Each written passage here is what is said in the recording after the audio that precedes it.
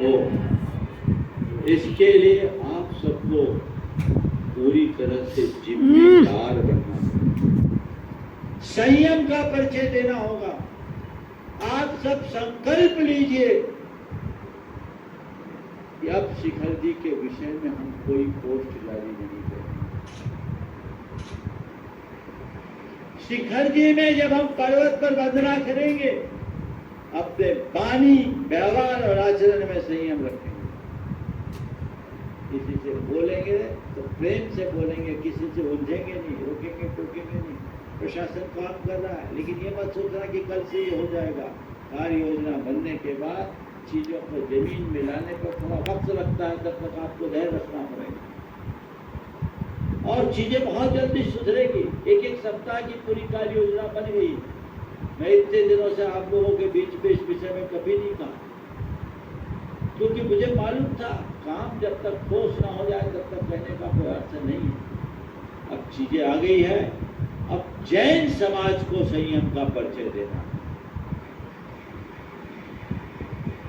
आपको बहुत समझदारी से रहना है।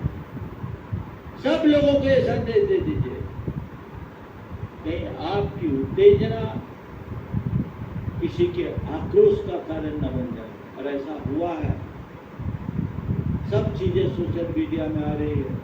समाज में जैन समाज के प्रति अनपेक्षित आक्रोश प्रकट होने लगा, जबकि जैन समाज की एक खासियत रही है कि जैन समाज हमेशा सर्व समाज से मिलजुल करके रहा है, घुल मिल करके खा। यहां भी हमें वैसा ही परिचय देना। इसलिए बिल्कुल भी आप सबको वंदना करनी है। कुछ चीजें यदि आपको ऐसे दिख भी जाए और आपको लगे कि यहाँ प्रेम से बोलने का अवसर है तो बोल दीजिए, नहीं तो अभी इग्नोर कीजिए। थोड़े दिन है रखिए, संयम का परिचय दीजिए। चीजें धीरे धीरे बदलेगी, नहीं तो जिस तरीके की प्रतिक्रियाएं बाहर आती है वो हमारी स्थिति को खराब कर देती है। वापस पुरानी स्थिति ना आ जाए, हमें इसका ध्यान रखना है।